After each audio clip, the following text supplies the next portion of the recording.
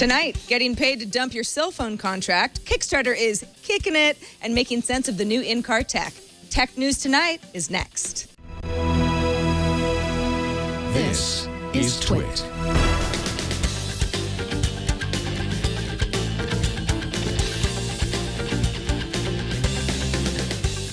This is Tech News Tonight, Beta 3 for January 8th, 2014. This episode of Tech News Tonight is brought to you by iFixit. iFixit makes repairs easy with all the guides, the parts, and the tools you'll need. For $10 off your purchase of $50 or more, go to the ifixit.com site/twit and enter the code TN2 at checkout. I'm Sarah Lane, and let's get right to the tech feed. Breaking up isn't hard to do, not when you've got T-Mobile courting you. Yes, the rumors were true. T-Mobile confirmed today that it'll give you and your family up to $650 per line to leave your current carrier. T-Mobile CEO John Legere said in a press release, "We're giving families a get-out-of-jail-free card." Meow. It breaks down like this. You get a $300 trade-in credit for each device and up to $350 to pay off your early termination fees from another carrier. There are a few other stipulations, of course, because there always are with carriers. Also announced today, T-Mobile is claiming they have the fastest LTE network in the entire U.S. I believe it depends on where you live, but okay. Plus, they added 1.6 million new customers in their fourth quarter. And as a preemptive strike, a few days ago, AT&T announced a similar ploy, offering $450 for customers to switch from T-Mobile. With any of these switch offers, be real sure to read the fine print. Mobee, the mystery shopping app built by former Google employees to collect data from inside stores and businesses, has acquired local shopping app Kickscout, which was created by Runkeeper co-founder Michael Sheely. Sheely now becomes Mobee's chief product officer and will now work with the team based in Boston. Kickscout's apps on Android and iOS are both being shut down.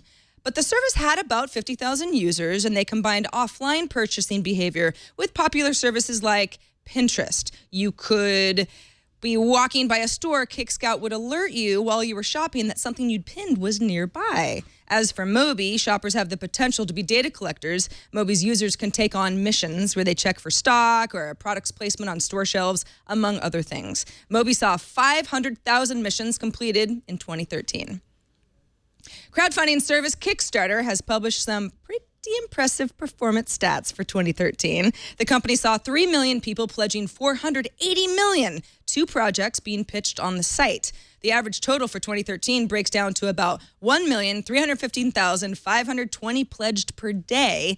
Of those pledges, though, only 19,911 projects were successfully funded in 2013 because, of course, dollars pledged aren't always dollars spent. The backed project has to hit its target, and that doesn't always happen on Kickstarter. Users pledged a total of $320 million in 2012 and just under $100 million in 2011. So, despite things like crowdfunding fatigue and competition and projects that didn't go anywhere, that company continues to grow. Coming up, improvements to the iPhone case that you can tase an attacker or yourself with, you decide. Our special guest tonight is Tim Stevens from CNET. We'll be getting his take on in-car tech. But first, this episode of Tech News Tonight is brought to you by iFixit, makers of the ProTech Toolkit. ProTech Toolkit contains 70 tools to help you with almost any repair or project. It includes iFixit's 54-bit driver kit with standard and specialty and security bits, ESD safe precision tweezers. Have you heard of those? I know about them now because of iFixit. They're in there. Anti-static wrist straps are in there. Opening tools to get inside any phone or notebook or tablet or game console. Pretty much your ultra toolbox. It's great. Lightweight, compact, durable. It's the gold standard for electronics work. Garage hackers use it. The FBI does as well. But more importantly, iFixit's unique tools are used in service departments everywhere. The ProTech Toolkit is only $64.95, and it's backed by a 1-year warranty. With iFixit, you can fix it yourself. Visit ifixit.com/twit for step-by-step guides, repair parts, and all the tools that you'll need. Enter the code TN2 at checkout to save $10 off any purchase of $50 or more. That's ifixit.com/twit.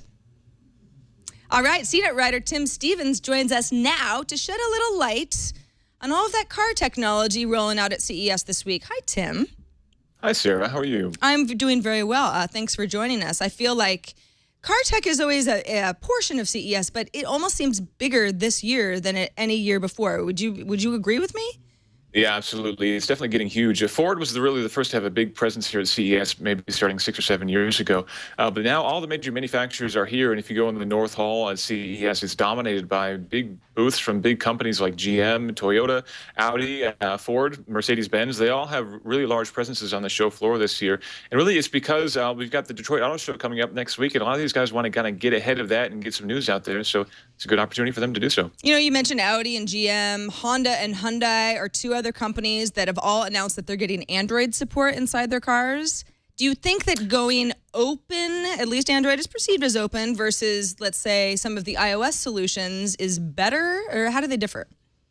Yeah, it's definitely a good first step, but ultimately we've got a long way to go. This new Open Auto Alliance that Google has announced is very early days. They didn't really say exactly what they're going to do, just something about getting Android in cars, and whether that means easier connectivity for Android devices to the car or actually cars running Android. Actually, that remains to be seen. That's a pretty basic question to begin with. But certainly having an open alliance and anything that brings all these disparate platforms together and makes it easier for developers is definitely a good thing in my book. So Google, Mercedes, BMW, Nissan, Volvo, Tesla, all apparently working on self-driving cars. How far away do you think we are from using these cars, and what's holding it back? I don't want to drive anymore. Yeah, the crazy thing is the technology is there right now. In fact, BMW is showing off a self-driving car that not only drives itself, it'll race you around the racetrack, and it'll even drift. We got a demonstration of that earlier this week, and it was pretty impressive. Really, the thing that's holding things back is a lot of questions like legislation. If your self-driving car crashes into something, who's responsible exactly, and how big is the lawsuit going to be? There's also the question of getting people really confident that their cars are going to be good. I mean, potentially these cars can be much safer than human drivers, but there are a lot of people who don't trust machines, and ultimately you need to get everybody on board with these sorts of things before you can put self-driving cars on the road en masse. So the technology is there, really just waiting on the legislation. I'd say we're probably, maybe 2 or 3 years down the road before the sort of self-driving features become common, the kind of thing where you could be in a traffic jam or on the highway and self-drive. But truly point-to-point self-driving, probably looking more like 8 to 10 years. Oh, man, really? All right. Yeah, well, at least you're being honest. Tim Stevens, editor-at-large over at CNET, thanks so much for joining us on TN2. Have a great time at CES, and stay safe out there. Thanks, Sarah. Finally, the Yellow Jacket stun gun case for the iPhone 5 and 5S is currently shocking attendees at CES in Las Vegas this week.